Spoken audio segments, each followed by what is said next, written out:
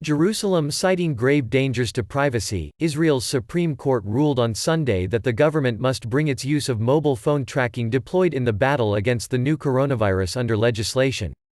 Circumventing Parliament in March, Prime Minister Benjamin Netanyahu's cabinet approved emergency regulations that enabled the Shin Bet Internal Security Service to tap into cellular data to retrace the movements of people infected by the virus.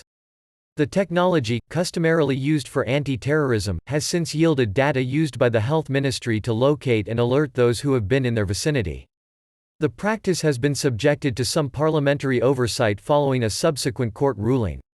Accepting petitions from Israeli rights groups, the Supreme Court said the government must begin legislation by April 30 and complete it within a few weeks if it wanted to continue tracking people's phones in its bid to stop the virus spreading.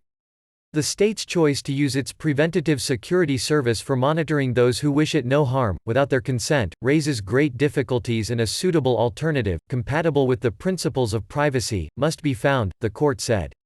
Citing freedom of the press, the court also ruled that monitoring of journalists confirmed to have been infected with the coronavirus can only be done with their consent.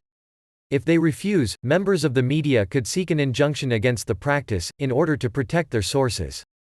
We must take every precaution to ensure that the extraordinary developments with which we are dealing these days do not put us on a slippery slope in which extraordinary and harmful tools are used without justification, said the ruling.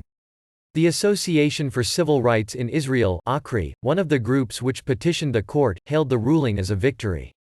Israel must not be the sole democracy which operates its secret security service to monitor its citizens, even in the fight against the coronavirus, ACRI said on Twitter. Israeli Energy Minister Yuval Steinitz said he was concerned by the court's decision because the Shin Bet has had a critical contribution in curbing the pandemic and allowing us to gradually lift the lockdown, giving Israel's citizens back their freedom of movement and occupation. Israel, which has a population of about 9 million, has reported more than 15,000 coronavirus cases and 201 deaths. With about 100 COVID-19 patients on ventilators and 2,000 hospital beds on standby, the government has begun to ease restrictions.